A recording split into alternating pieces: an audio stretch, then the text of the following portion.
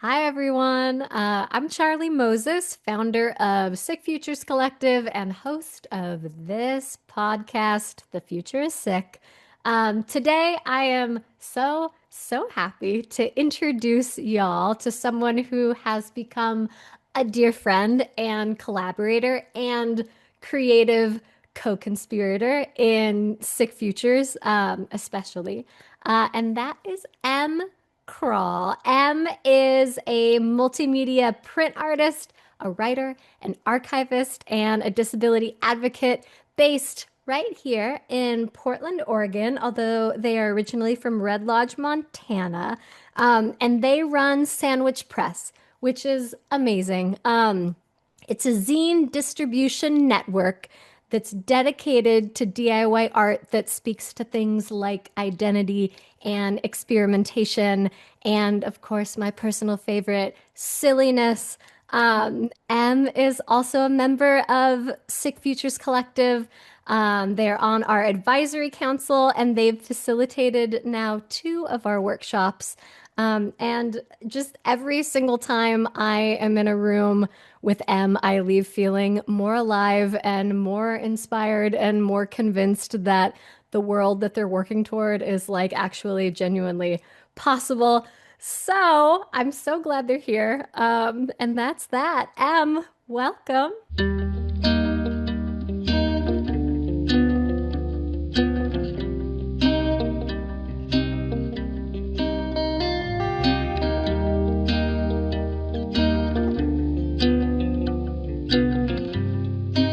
Thank you. This is my cat Gamsol in the background. He might be a character in this, but thank you Oh, so much for that intro. That was so sweet. yeah, absolutely. Yeah, if you're watching this and not listening, there's a very cute Siamese cat just like hanging out in the background, watching our every move. Okay, well, I just gave you a big introduction, but would you mind introducing yourself, like name, pronouns, and what you're up to right now in the world? Yeah. Hi, I'm Emma, either works. I use they, she pronouns, and I don't know, these days I've just been kind of gathering materials. That's been my biggest thing because I don't know. I feel like I'm in a little bit of an art slump, and I feel like when I'm in an art slump, my like intuition, like what I want to do is just like hoard and like gather all of everyone else's opinions, so I can sift through those. So I'm definitely in that state right now. I'm currently like going through my record, CD, and tape collection and putting little labels on them and making my own cataloging system. So that's been my big thing lately. Dude, that's awesome. Yeah, there's like nothing better than having a good cataloging system that's like just your own too. Also, there's nothing worse than walking into somebody else's cataloging system and being like, I have no idea what went on here and how Yeah. this exists or happens in the first place.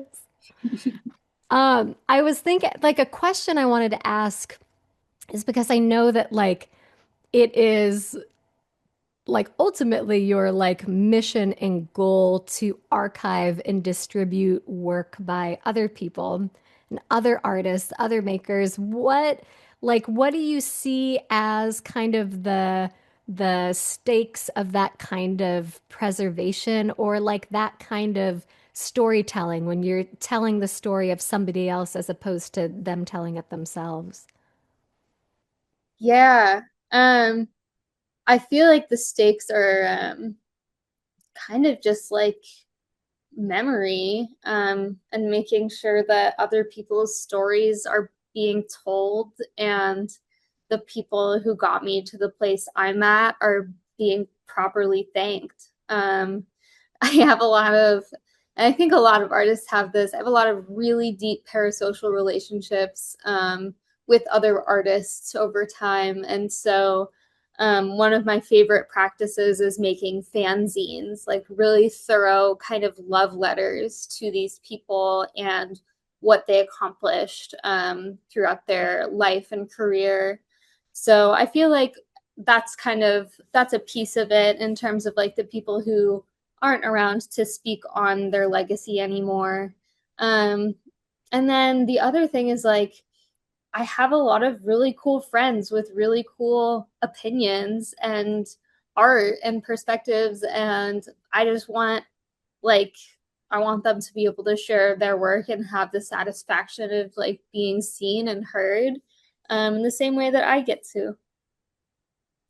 Yeah, I think that's beautiful and makes a lot of sense. And I think, yeah, it's just like respecting the other person and being grateful and thankful for those conversations and like for people being willing to share their stories and tell their stories in the first place, like goes a really, really long way as opposed to just being like, cool, on to the next. Like, just logging away everybody's like heartfelt work and stories and time, which is like the polar opposite of the work that you do and kind of what archiving is about in general. But I do want to ask like where you first got into archiving or where it like sparked in you something where you were like, ooh, okay, I think this is a really good thing.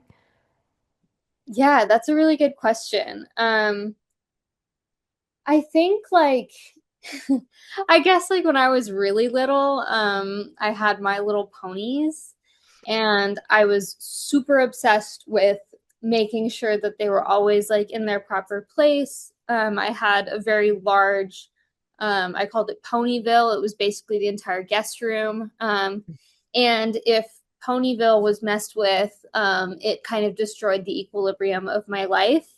And so I feel like I'm just kind of reconstructing Ponyville at all times. Um, I was a history major and an English major in college, and engaging with primary source material, especially at the Lewis and Clark Special Collections, really inspired me in terms of preservation and like cataloging. I became really interested in collecting data and analyzing trends. And then in the past couple of years, I have been a volunteer at the IPRC, the Independent Publishing Resource Center Zine Library, where I Mm. also do archiving and cataloging. And I've done a couple of exhibits where I've gotten to like pull special materials that have kind of a general theme. Um, and so I think being in those spaces really helped, but I think also letter writing has been a huge piece of my life, and wanting to hold on to those letters and wanting to find a place for them in my like physical space Mm. has been kind of a motivating factor for me since I was very young. And I actually just finished filing them for the first time ever. Um, Whoa. and I made folders for all my people, and I have an awesome filing cabinet. And that was probably the most satisfying thing I've ever done. So I guess roundabout answer is I've always kind of been an archivist. I think it's just become a little bit more named now. Yeah. Oh my gosh. What a brilliant thing to file your letters. That's such a good idea. I mean, I've been for years, I've been like, where do I put the like shoe boxes? What are we doing here? And that's so brilliant. And to like have all of your people have like their own little section probably felt so good. And there's something really striking about like I mean, once you can see like the quantity of letters that one person has sent you, like it is so emotional. My grandmother who lives in Corvallis actually, Oh, I I put together her file and there were like 400 letters. And whoa. I had always known that like there was a lot of effort that she put into our relationship, but I don't think it had really dawned on me like how constant and like I don't know, like physical that effort was. Like she was always thinking of me and always thinking to write to me. And that's kind of a magical thing. And Wow. also like getting to reread letters that you haven't read in a while, it kind of like brings back those emotions and those relationships, and makes them feel present. Um, and that's a really special thing that archiving can achieve is because Mm. it's physical media. It's kind of timeless. It's kind of like a little stamp of Yeah. time, that you get to engage with, whether it's like a letter and you get to read it and feel the paper texture, or a record and you get to, see the grooves and feel if it's like heavy or like warped. And I don't know. I think that's what attracts me to Yeah. physical media. Wow. Okay. I have so many questions. I mean, the first is like, did anybody like hold a candle to your grandmother's 400 letters? Like, did anybody come nearly close? Like, who? No, not even close. Um, I would say the letters from my mom and dad, I definitely hold like the most sacred. Mhm. And like it's actually really hard for me to open up that file, Yeah. because of how huge the emotions are, when I reread those letters. And so I guess like in terms of like potency of emotion and an impact, you know, they're up there. But in terms of like actual quantity, Omi wins by a lot. Yeah, that's amazing. You know, it reminded me that my mom kept all of my like in class letters that my best friend and I sent back and forth to each other in like sixth grade. And I had this like box of them and I thought they just, got like thrown out in the trash. But I have all of that. I mean, I have probably like 50 to 60 like little like sixth grader brain letters of like us kind of like writing half a page and then the other one finishing the other half a page. And I'm like, I don't know what to do with them, but I like cherish them so much because it was like such an impactful relationship, even though, we were 12 or whatever. But I'm like, oh, that's my Stella. Like, I need to like put them in a capsule or something, I feel.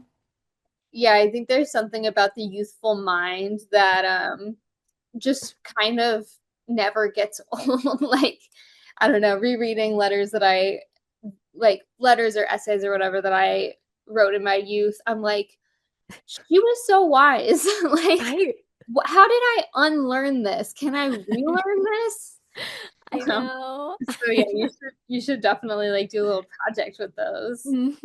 Yeah, I think so. Absolutely. I also want to ask about like when or where, how, like, like analog media or physical media, generally, you were like, okay, there's also something here that's like very important and precious that needs to be archived and saved and preserved.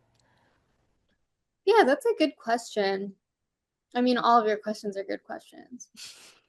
Thank you. Um, I think like I've always had a really kind of difficult attachment with items. I think it's hard for me to let go of them, because they represent something that might not be alive anymore, in my life. And so I think it's always been important to me that I have access to them. And I think like documenting that access and documenting what they do is a really great way to kind of set it in stone.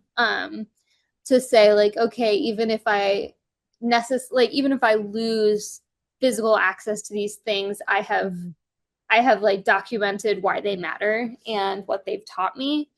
And so I think that's why the archiving practice, became attractive to me. In terms of physical media, I just grew up in a really rural environment and we didn't have Wi-Fi for like a long time. Um, and so like I communicated with my grandmas through letters, and we didn't really do work on computers until I was in like high school. And Oh, yeah. so I had just always been doing things with my hands. And I think it teaches you a lot about the world around you when you can just have it in your hands. Hmm. Oh, that's awesome. Yeah, I mean, and then bringing in like, the the central point of our conversation, which is around, sick and disabled futures and understanding the like sheer importance, especially for those of us who are homebound or bedbound or like our worlds, are small or have gotten smaller. It's like having things that you can hold and touch and interact with and be a part of is so crucial. And especially if you can be like send them back and forth to each other through the mail. Yeah, I do my walls like you do your walls, which is kind of like a chaotic collage Yeah. of all the things that make me feel happy. Hmm. And I like to think of walls as like portals, and everything on it takes me somewhere. Yeah. And I think that's also why I love having little objects that I can exchange with people and circulate because, they're portals. And a lot of times, like my memories will kind of be dormant until they're reawakened by holding something or Hmm. seeing something.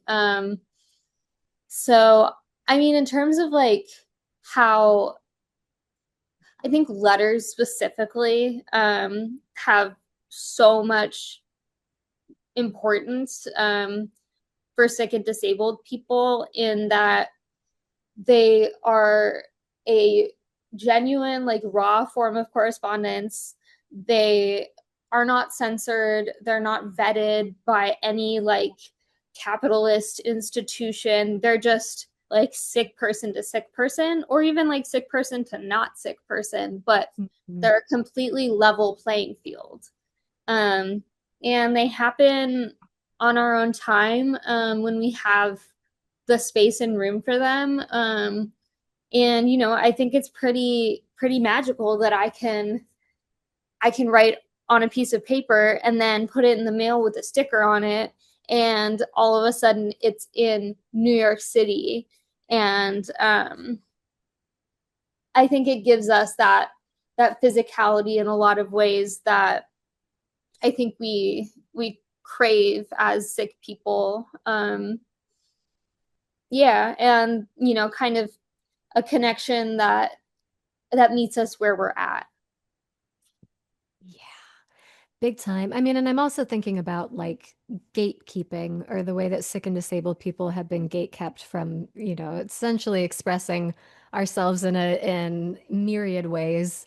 Um, but knowing that like zine culture or DIY culture, letter writing, there's no potential for you to be gate kept out of it. You can express yourself, tell your story, share your experience, communicate all of those things in ways that are like fully supportive and true to you and your experience.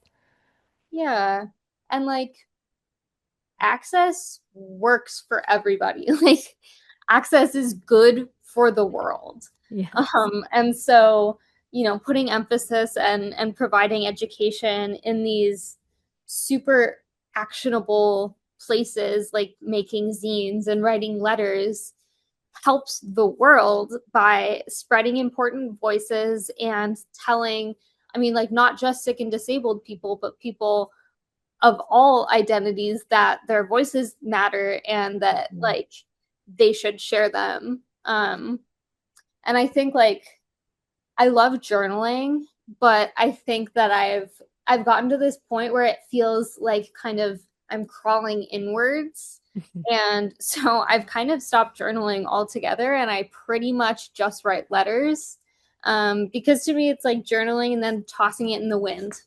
And then I get to Totally. hear someone that I care about talk about my journal entry, Hmm.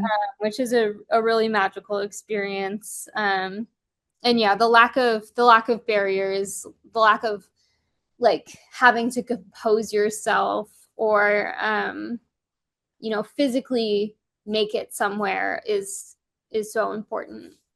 Yeah.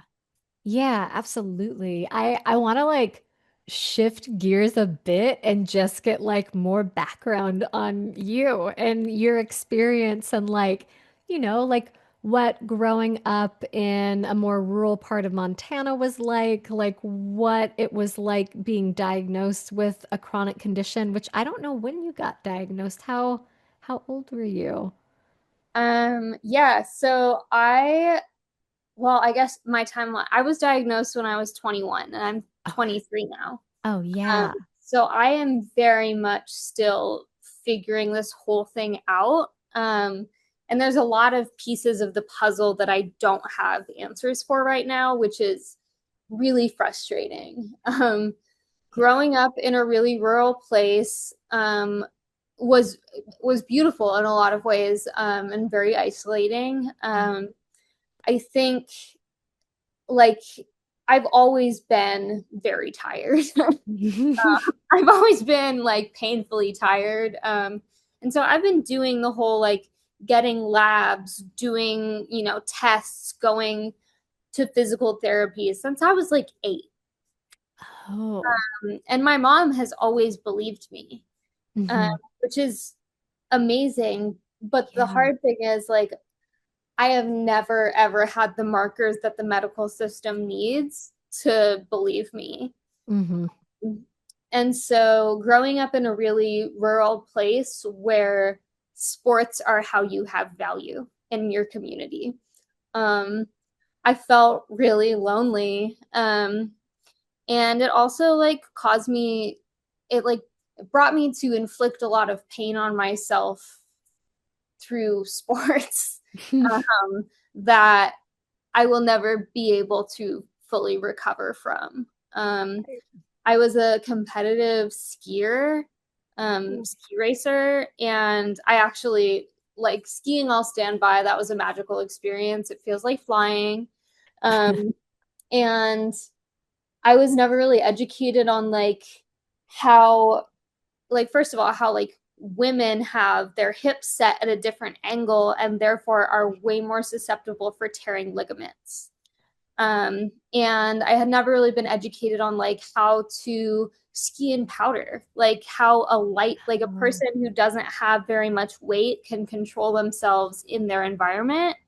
Um, and those are things that for I would say like an able-bodied person might not end up being an issue. But because I have Ehlers-Danlos, it became a massive issue. Big Um, time. so I also did track and field, which was hilarious because I was so bad at it. And I would always tell people like, I'm being so brave. I'm taking that L so no one else has to. Like, I can actually handle it. Y'all couldn't handle getting last place, so they're giving it to me. Um, but I think that was my kind of first experience with dysautonomia, um, Hmm. and having those moments where I sincerely, like, I was getting spots in my eyes and I thought I was dying, and I had like my lungs felt like they were bleeding and my Yeah. whole head was filled with pressure and it didn't go away for a week. And especially in the sports community, everyone wants to think that they're tougher than everyone else. And so when you're experiencing pain, it's seen as weakness. Oh, for sure. And so I think I learned to devalue myself and kind of make myself like the butt of the joke, um, in order to kind of steer the conversation in a way that didn't focus on me as much, I guess. Hmm. Um, but I tore my ACL when I was 16. Um, I was skiing and I didn't believe myself. I didn't believe that I had torn it because it just didn't hurt that much. Uh, Oh. and so I kept skiing that day. And my knee just kept giving out. Mhm. And then I went about a month and a half. Um, and I would be like getting out of the car and my knee would give out, and like sitting down at my desk and my knee would give out. And I finally went to the doctor, and he was this like funny Australian man. And he was like, I can't even do the accent, but he was like, you've done significant damage to your knee, Right. basically. Right. And so I had ACL surgery in, this is crazy, February 19th of 2020. So I was back at school for 2 days before we left for COVID. Oh God. Um, and I had to do most of my rehab at home. Oof. And that experience is why I am here today.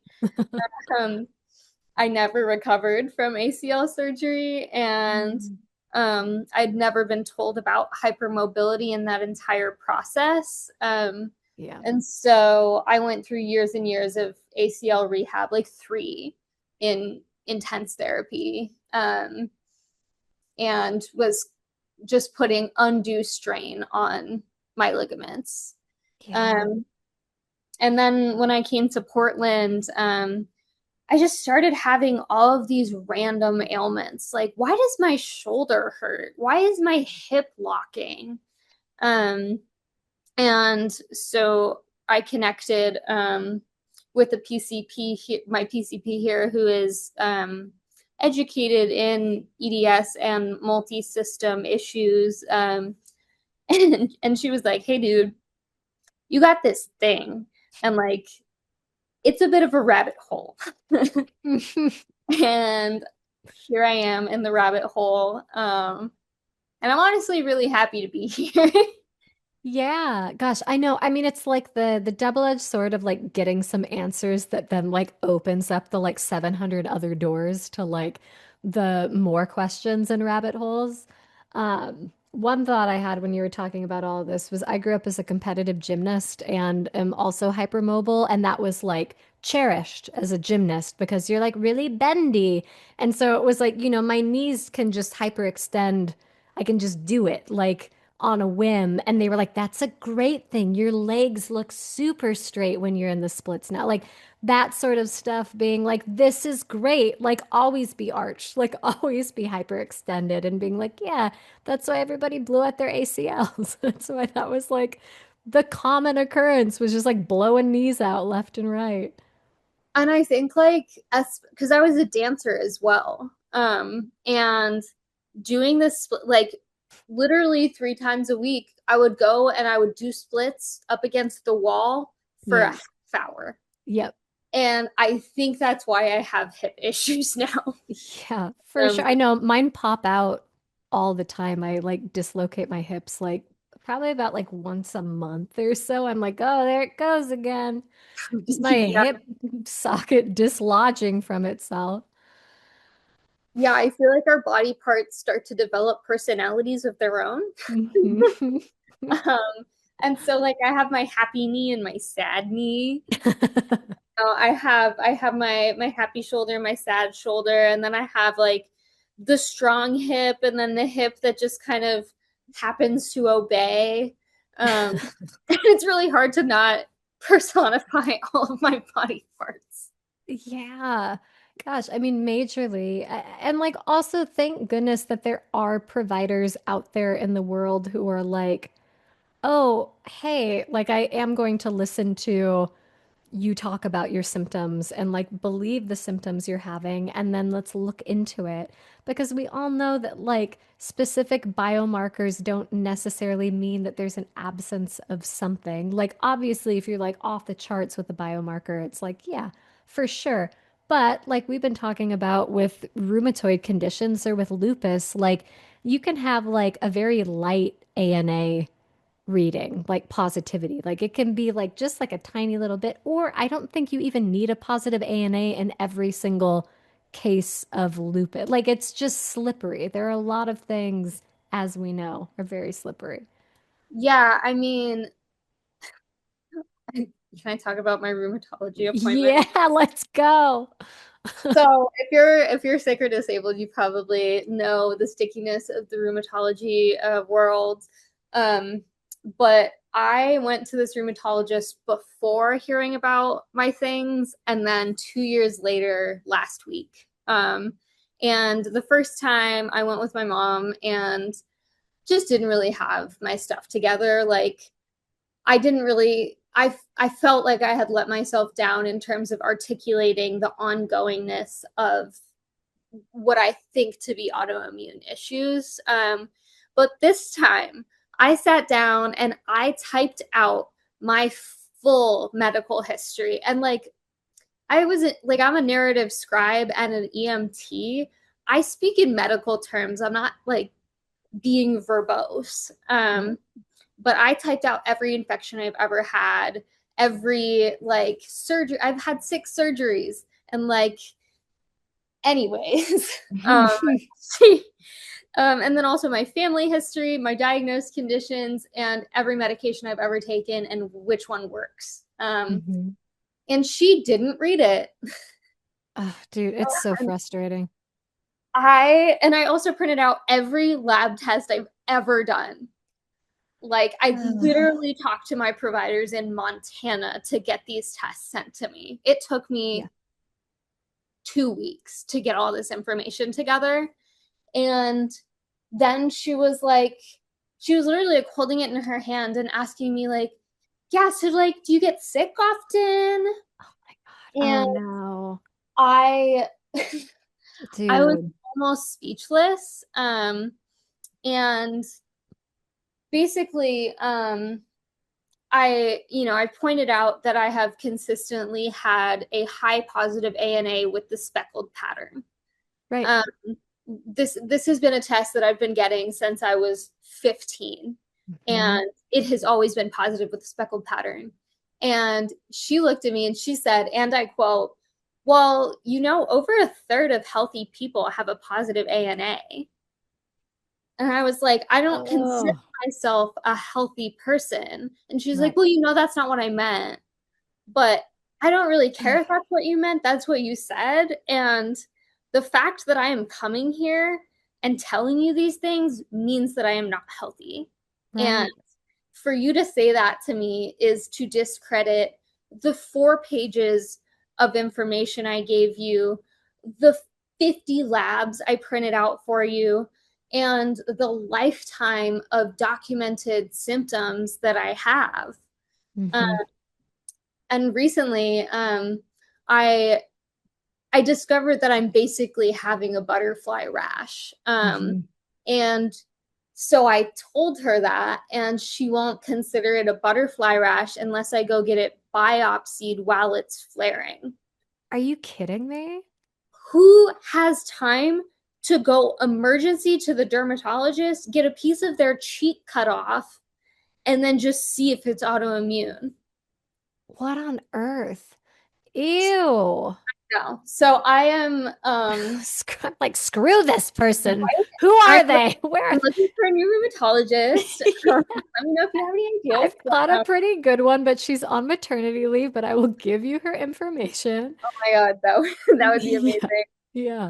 But I will say, like, I have found this provider who is an NP. She runs her own private Cool. practice and is basically certified in everything there is to be certified in terms of multi-system chronic illness. Cool. She considers herself like a specialist in the study of aging, Oh, which is a really awesome. beautiful and special thing to specialize in. Yeah. Um, but because she's an NP, she's able to luckily prescribe me the things that I need, such as the Yeah. hydroxychloroquine that I take Good. at a max dose and have had a significant reduction in symptoms as a result of, Yep. um, which is often a diagnostic qualifier. You would think. Yeah. I think. But the other thing is, I've found a lot of solace and support in Eastern medicine. Yeah. And it's interesting because both my mom and my grandma have always been super pro Eastern medicine. And Mm. I've always been like, can we just start with the easy? Like, I actually Right. need to like go to the doctor first and like take meds, and these giant Mhm. pills are not helping right now. Um, but I think like a big thing I've learned since, being diagnosed with EDS, MCAS, POTS, osteoporosis, the works, Yeah. is that a real care team consists of Eastern and Western practices. And to be truly cared for, I feel like a more holistic approach is necessary. Yeah. Um, so I went to my first ever acupuncture appointment Oh, yesterday. great. Oh, how'd you do? Did you like it? Oh my God. She was like, she put like headphones on me and a weighted eye Oh, mask, and she was like, let me know if anything's bugging you, but like this should be lovely. And I swear, like I didn't even feel anything. I great. just I didn't like fall asleep, but then I just like emerged from my little comfy cave and I feel better. Yeah. Um, and interestingly enough, my insurance covers that. Good. So I'm going to start going there once a week. And I walked Yay. away from that experience feeling more heard, more seen, and more taken care of than I have ever felt. And I'm that was so pretty glad. special. Yeah, acupuncture, I know that it's not everybody's cup of tea, but that is truly like the one pain management tool that I have that works whenever like my herniated discs flare up or like my hip pops out of place. Like it will like work its way back much faster if I just do like 2 to 3 acupuncture appointments. Like everything kind of like realigns itself and I can like continue semi-functioning. Like it's wonderful. Yeah. Um, are you familiar with PRP or PRF? Ooh, no, I don't think so. Okay, buckle up because this is a game changer. Um, Okay. so unfortunately, it is not something that is really covered, understood, appreciated by Western medicine whatsoever right now. Hmm.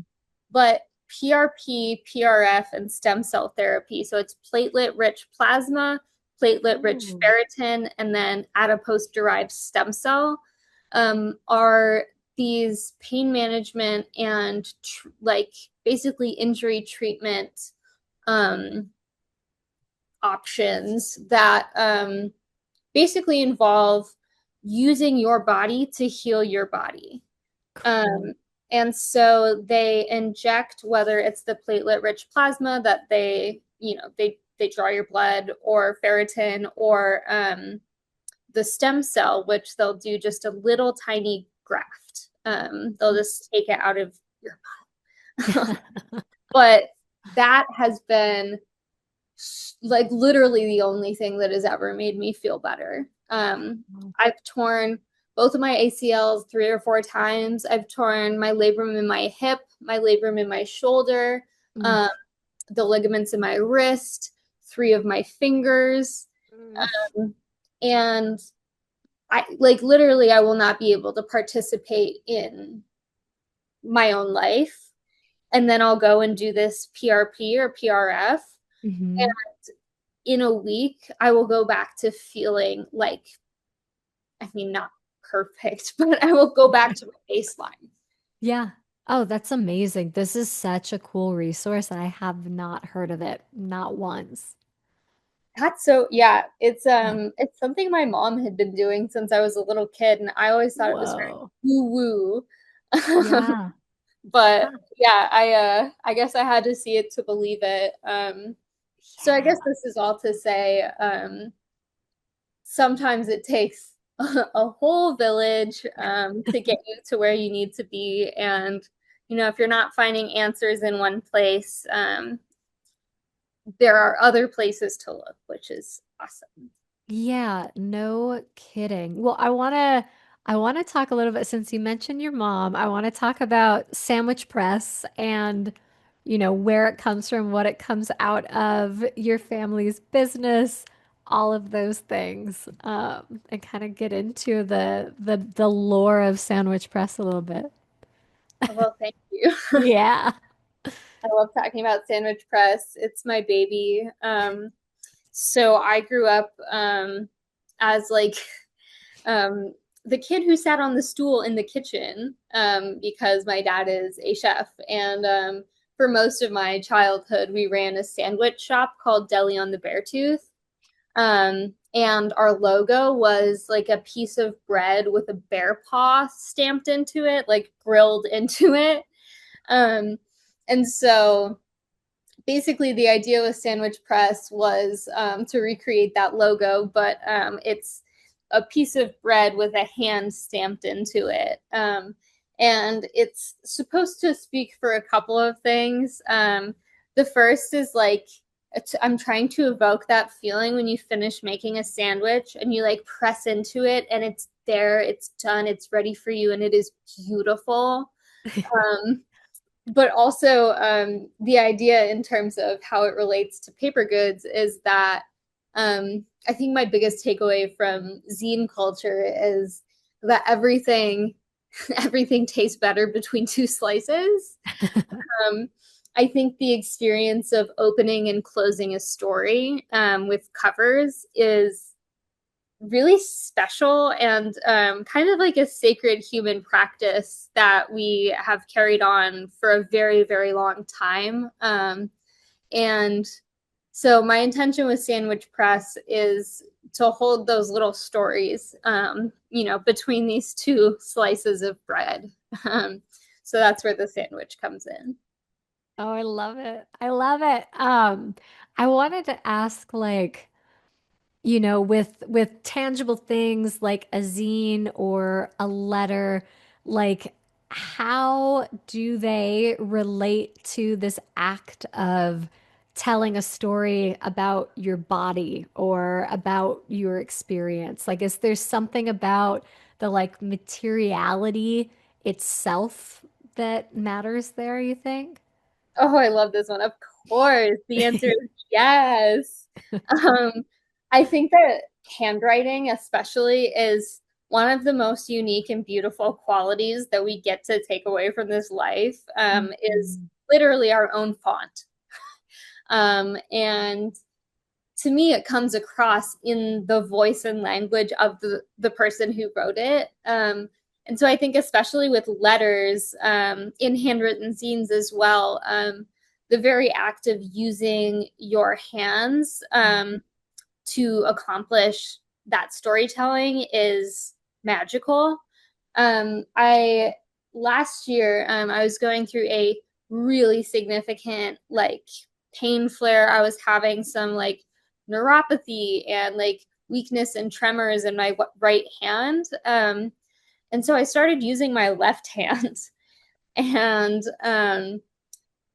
I it was a really good practice in art making because it kind of made me alter my understanding of what beauty is and what a successful piece of art is. And, I kind of settled upon like a successful piece of art is a piece of art that you make. Um, and so I challenged myself to make a lot of drawings and zines with my left hand that were widely illegible, and definitely assumed a more abstract form than what I can do with my right hand. But I feel like because of that, they told an even more potent like story of kind of like, I guess, like pain and reckoning with it. Yeah. Dang, I love that in that moment you were like, we're switching hands and like everything that came out of it. Because of course, like when you're making the conscious decision to do that, you're not like, and all of these things will be gained and learned from having to write with my non-dominant hand. No, it was actually exasperating, and I hated doing it because first of all, like it feels really uncomfortable to use your fingers and your palm in that way that you're not like structurally used to. Um, but also because like what you understand to be your style changes. Mhm. And I think it also gave me a greater appreciation for kind of the like quote unquote ignorant or rough childlike style Mhm. that I'm always attracted to in other people's art. So why don't I like it in my own art? Yeah, for sure. I know I love your art. Like it just anytime I receive anything from you or see anything that you have done, I'm like, oh hell yeah. Like it's just Well, like pure like aliveness and expression and it's so cool. aw, it makes me so happy. Oh good. Yeah. Yeah, it feels like in a lot of ways art is kind of a common language across. I remember in our last workshop or something, you asked the question like, how can we meet across access needs? Hmm. How can we collaborate across access needs? And I think art is a really great answer to that. And yeah, like I think that there's just so much that can be accomplished with words and shapes and colors that can't even necessarily be accomplished with speech. And so I think it's a really useful tool for a lot of sick and disabled people to feel Hmm. seen. Gosh, yeah, I fully agree. Well, and speaking of the workshops, so, you've now facilitated two workshops with Sick Futures Collective, and they've been like knockouts every time. The first one was body journals. It was a zine making workshop in January, for those of you listening or watching who do not know. And then we recently did one just at the beginning of June called Sick Rights, which was a letter writing workshop, which was so amazing. And just, it's like every time after these workshops end, I need like a minute to like sit there and just like cry a little bit and be like, that was so beautiful. And then can like go on with the day. But like, what's it been like on your end? Like, building these out and putting them together and collaborating and dreaming things up and getting to facilitate other people who are also sick and disabled and going through it or who are like so relatable in these things. I mean, like it's a dream come true. Like it's everything that I've ever worked for. And honestly, it's by far my proudest accomplishment. And I mean, it's still out, it's still happening. Um, I don't know. I think community is, it's the answer to most problems. And Mhm. when you are homebound, bedbound, unable to reach the outside world in conventional ways, spaces that allow you to feel befriended and Mhm. not just like recognized and like your needs are met, but like sincerely heard and cared for um, are bliss. Like that's literally where I want to live is in those little spaces. Yeah. So yeah, I would say that I'm so um I would say that those workshops have been like the gift that keeps on giving. I love packing up little packets. I think packets, like little bundles, are my favorite thing ever. Just I go crazy for people's birthdays. I do half birthdays.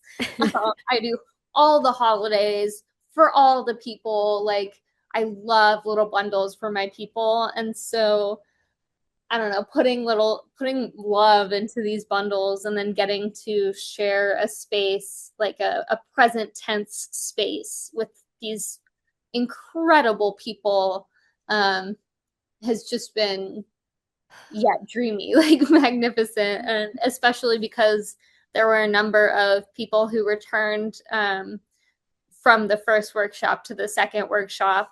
And that felt like I can't even describe that feeling, but that was the best feeling I've had in a really long time. Yeah. Yeah. I mean, it is just like phenomenal to, I don't know, just to like see the community, like the sense of community and the engagement, like knowing that at this last workshop we did that like everybody wanted a pen pal, like that was part of it was like people like want to be in community with one another. Like people want to be in contact and they wanted more contact. They were like, how can we like be communicating all the time offline. Like, what are options there? And it's just such a like it's like not surprising, but I think it's just a good reminder when like you hear from just like a room full of people being like, no, we all want to hang out. Like, And I think like the other thing that really strikes me is like folks have said, I've never been in a space where my needs feel so met. yeah, And it's just interesting to me because it doesn't feel hard. Like it right. doesn't feel hard at all. Yeah. It's actually been a really joyous process. And these access needs, these like meeting where we are, it doesn't feel difficult. It feels to me like logical. Yeah. um and like how bodies work. um so I also love like knowing that it isn't impossible, and that not only is it possible, but it can be done for sick people by sick people. Yeah. Gosh, yeah, big time. I mean, and I think that like that's the ticket right there too, is that it's like, yeah, for those of us going through it in like varying degrees and extremities, like knowing how nice it feels to like walk into a room with another person wearing a mask and to be like, oh, okay, cool. Like you just know, I don't have to be like, I gotta wear one of these things because my immune system is funny, like, or whatever, you know, not that we have to like explain ourselves for anything, but there, it's just like a such a sigh of relief when you see somebody else who just like, you know, they're gonna get it right away. I feel, and I mean, masking is a whole other topic that I could, go on forever, but I actually do work a retail job at a record store, and I am the only one of any of the employees and generally of any of the customers to wear a Mhm. mask. And whenever I see someone else wearing one, I I get chills, like the Yes. kinship that I feel immediately. Like, and also, whenever someone's wearing a mask, they're also sporting the best fit I've ever seen, an awesome jacket, like with buttons on it, and like generally present kind of queer. And True. that, like, the aura, the vibes of people who wear masks are just incredible. Mhm. And I think mobility aids is another kind of Yeah. one of those visible points where we can be like, oh my God, I understand you. Like you don't have to say anything. I just see Yeah. you. Um, and I think those interactions are what makes, first of all, like the customer service aspect worth it. Um, Mhm. but also just like I don't know, just going in public and seeing that is like almost, it's not that I need permission, but it feels a little bit like, okay, like I'm not the only one. And maybe, just maybe, we're moving in the right direction. Yeah, gosh, I know. I know. Or at least like the awareness and bubble can like grow, like Exactly. accessibility can grow. And I think Yeah. like virtual spaces are also an incredibly important and useful tool for folks who do not have the privilege to go in public, even masked. And I think Mhm. it's important that like both of those like in-person masked and virtual unmasked spaces are being used to include all the members of our community we can. Yeah, yeah. Well, and also you mentioned you work at a record store. I know that music is extremely near and dear to you, but I wanted to ask, like, you know, with it being like a side of your practice or like you, who you are, how does that kind of fit into everything else you make and do? Yeah. I mean, I think music was the first form of therapy for me. Um, I think like growing up in a really rural place, I still have this best friend who we share music, and we were always obsessed with sad music. And, I never really understood why.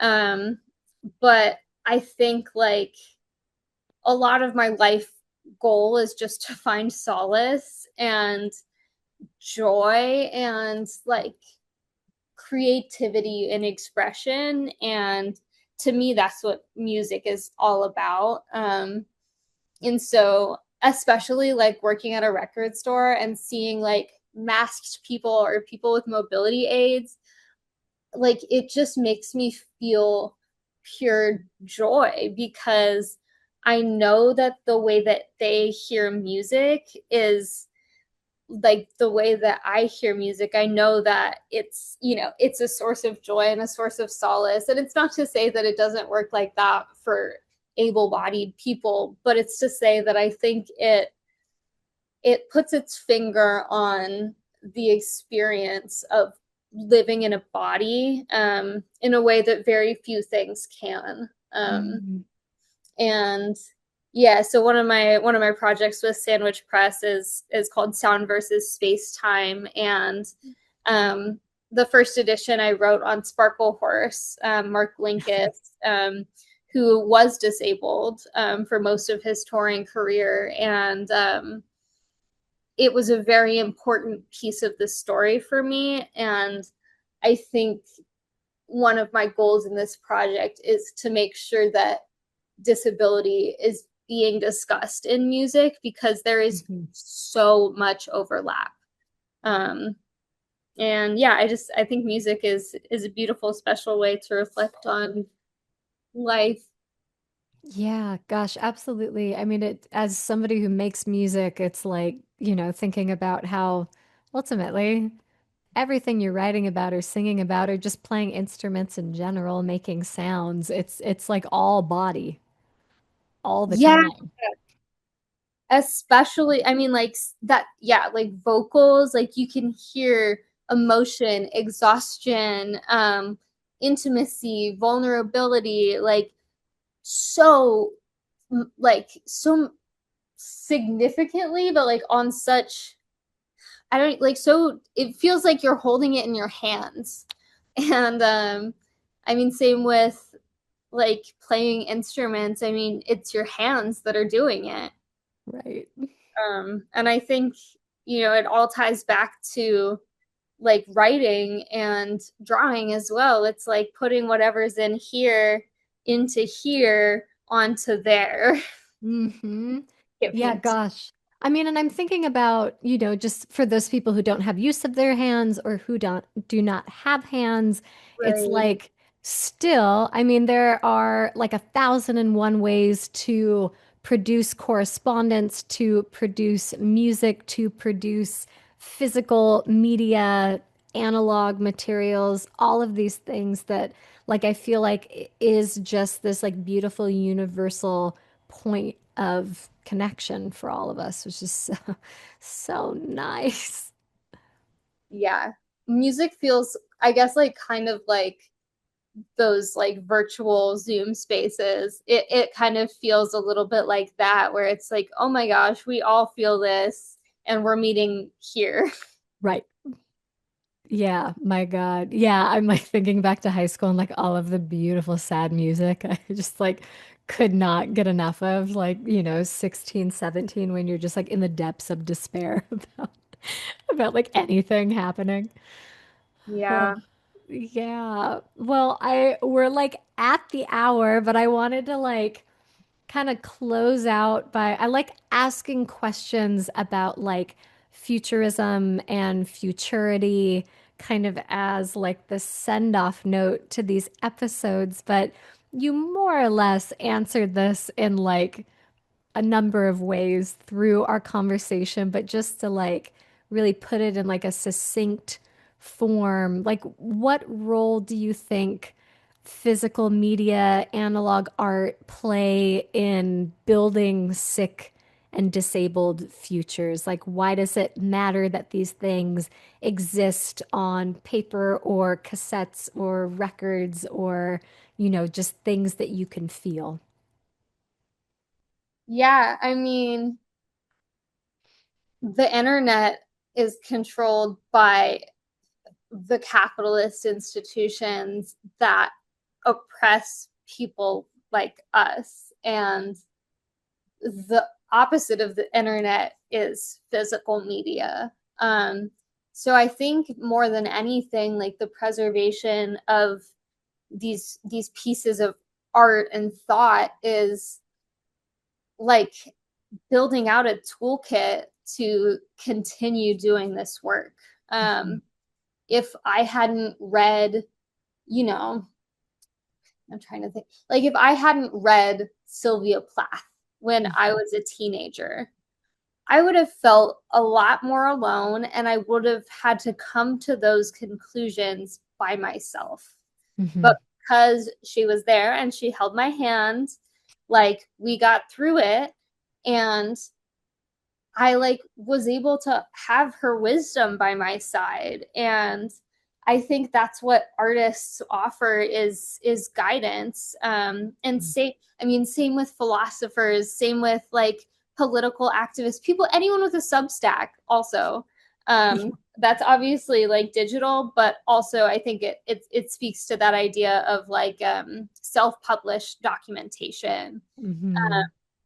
I think a lot about how Alice Wong left us with hundreds of pages of instructions. She Yeah, left us dude. with an entire framework to continue this movement that she Yep. built out. And like I still get chills thinking about it and thinking about her and how she feels like she's with us in everything we do and everywhere we go. And yeah, it's timeless. Like she gave that to us, and we'll always have that little piece of her in this disability justice movement. So I think that's the cruciality of documenting.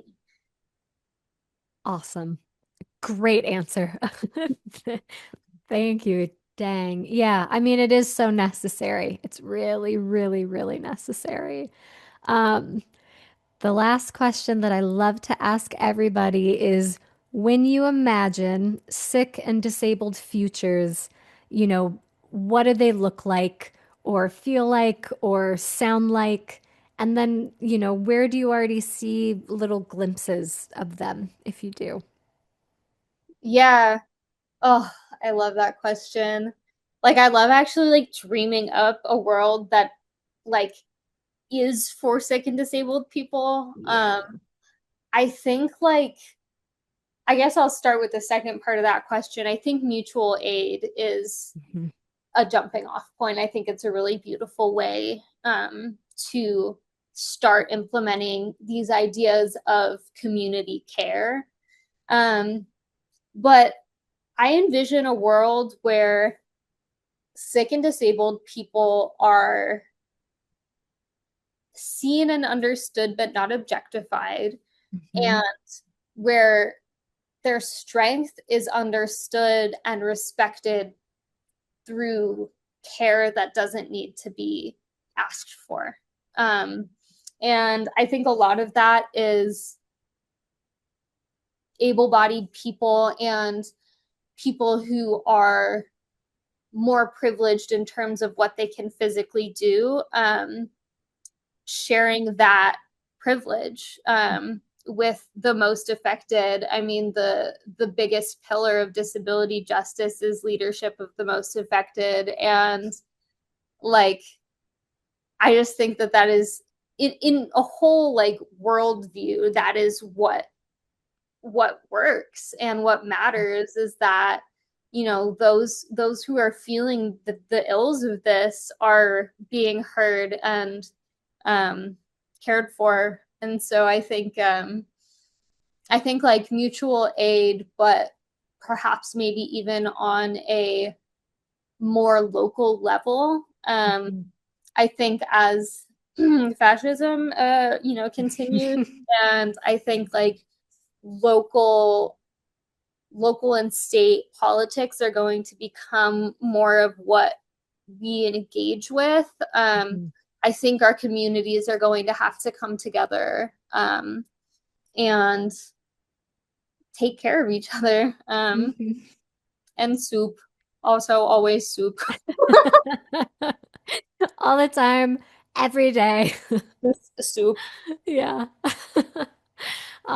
Dude, thank you so much. Thank you for being on this show and, sharing your experience and your wisdom. And it's just always a delight to hang out with you and talk with you. And I can't wait to like actually hang out in person. Yes, we're gonna do that. It's gonna happen. Yeah. This was so much fun. This made me feel a lot of things I haven't felt before, and that's really amazing. Thank you for holding this space for people like me and also for like sharing everyone's stories so that I get to learn from other people too.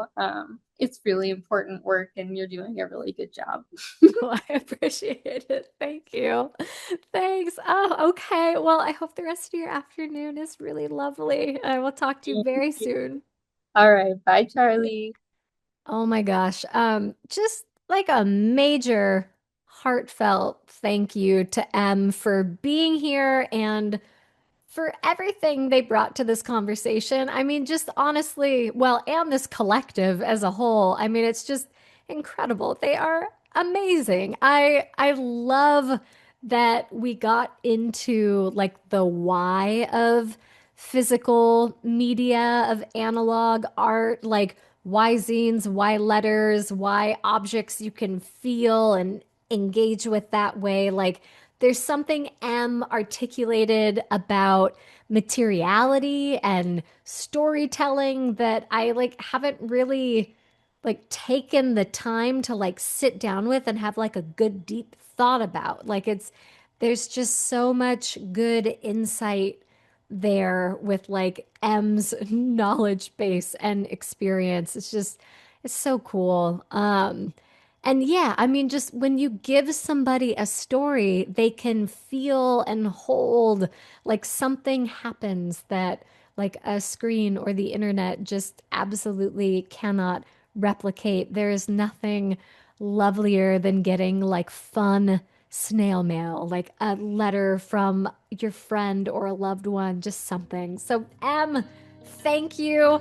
Sandwich Press forever. And thank you all so much for listening. If this conversation moved you, please share it. Feel free to follow the show and keep an eye out for future workshops and collaborations with M and Sandwich Press because I know for a fact that this isn't the last time that M and Sick Futures Collective are going to be making things together. So until next time, take care, rest when you need to, and remember, the future is sick. Bye.